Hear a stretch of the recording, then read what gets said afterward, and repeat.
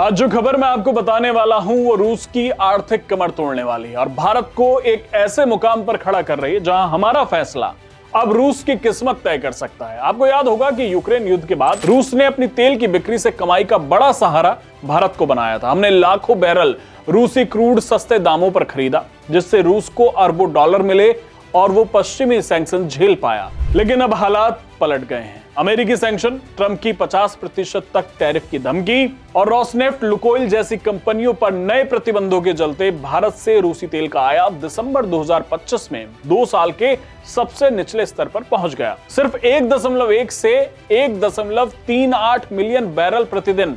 रिलायंस जैसी बड़ी रिफाइनरी ने जनवरी 2026 में कोई डिलीवरी नहीं लेने का ऐलान कर दिया। रूस का यूराल्स क्रूड अब सिर्फ $39 प्रति बैरल बिक रहा है, जबकि बजट $59 पर बना था। नतीजा यह हुआ कि रूस की तेल गैस आय में 27 से 34% की भारी गिरावट आई। बजट घाटा आसमान छू रहा है और सबसे चौंकाने वाली बात है कि रूस ने पिछले 4 सालों में अपने नेशनल वेल्थ फंड से 60% सोना बेच डाला। रूस के पास 2022 में 405 मीट्रिक टन सोना था। अब दिसंबर 2025 तक सिर्फ 173 टन बचा है। 2025 में अकेले 230 टन बेचा और 2026 में और 115 टन बेचने की तैयारी है। ये वो सोना है जो रूस ने सालों से डॉलर से मुक्ति के लिए जमा किया था, लेकिन अब युद्ध और सैंक्शन की मार में लाइफलाइन बन चुका है। सच्चाई यह है कि अगर भारत ने रूस से आंखें फेर ली तो रूस की मुश्किलें और गहरी हो जाएंगी। लेकिन अगर भारत पुरानी रफ्तार से यानी 1.8 से 2 मिलियन बैरल प्रतिदिन रूसी तेल खरीदना फिर से शुरू कर दे तो ये रूस के लिए बचाव का ताज साबित होगा। सालाना 30 से 40 बिलियन डॉलर का एक्स्ट्रा राजस्व आएगा। मजबूत रूबल, सोने की बिक्री रुकना, बजट घाटा कम होना, युद्ध फंडिंग में आसानी होगी और ये सब कुछ अब भारत के हाथ में है। भारत अब सिर्फ खरीदार नहीं है बल्कि रूस की आर्थिक उम्मीद का सबसे बड़ा सहारा बन चुका है। क्या हमारा स्ट्रेटेजिक पार्टनर रूस इस संकट से उबरेगा? क्या भारत अपनी ऊर्जा सुरक्षा और दोस्ती के बीच संतुलन बना पाएगा या अमेरिकी दबाव में नया रास्ता चुनेगा? फिलहाल ये सबसे बड़े सवाल है। सोने की बिक्री की अगर हम बात करें तो ये रूस के इतिहास में पहली बार है जब सेंट्रल बैंक ने घरेलू बाजार में सोना बेचना शुरू किया। अमेरिकी प्रतिबंध से भारत में रूसी क्रूड आयात दिसंबर 2025 में गिर गया, मतलब 2 साल का सबसे निचला स्तर वहां पर पहुंच गया।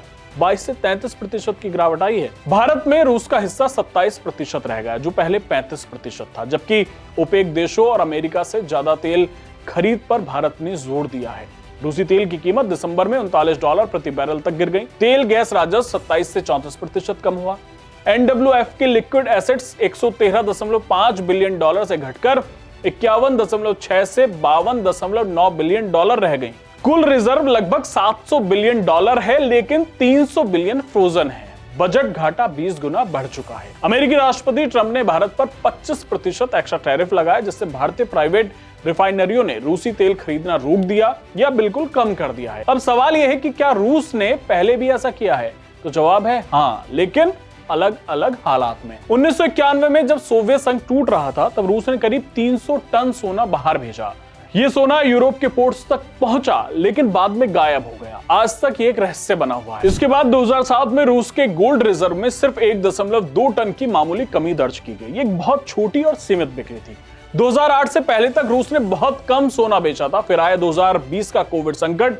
उस समय रूस ने अपनी नेशनल वेल्थ फंड एनडब्ल्यूएफ से संपत्तियां बेची। इस दौरान रोजाना करीब 11.4 अरब रूबल की बिक्री हुई ताकि आर्थिक दबाव को संभाला जा सके। लेकिन असली बदलाव आया यूक्रेन युद्ध के बाद। 2023 से 2026 के बीच यूक्रेन युद्ध रूस की आर्थिक रणनीति का सबसे बड़ा कारण बना। 2023 से रूस ने पहली बार विदेशी मुद्रा और सोने की नेट बिक्री शुरू की। 2025 में यह बिक्री अपने रिकॉर्ड स्तर पर पहुंच गई, करीब 230 टन सोना, जिसकी कीमत लगभग 30 बिलियन डॉलर थी। 2026 के लिए अनुमान है कि रूस करीब 115 टन सोना यानी 15 बिलियन डॉलर की बिक्री कर सकता है। सिर्फ जनवरी से फरवरी 2026 में ही रूस रोजाना करीब 12.8 अरब रूबल की संपत्ति बेचेगा, और जो बेच भी रहा है, जो कि कोविड काल से भी ज्यादा है। और सबसे अहम बात यह है कि यह रणनीति रूस की उस नीति के बिल्कुल उलट है जो उसने 2014 में क्रीमिया विवाद के बाद अपनाई थी, जब रूस ने डॉलर से दूरी बनाकर सोना जमा करना शुरू किया था। अर्थशास्त्रियों की माने तो अगर तेल की कीमतें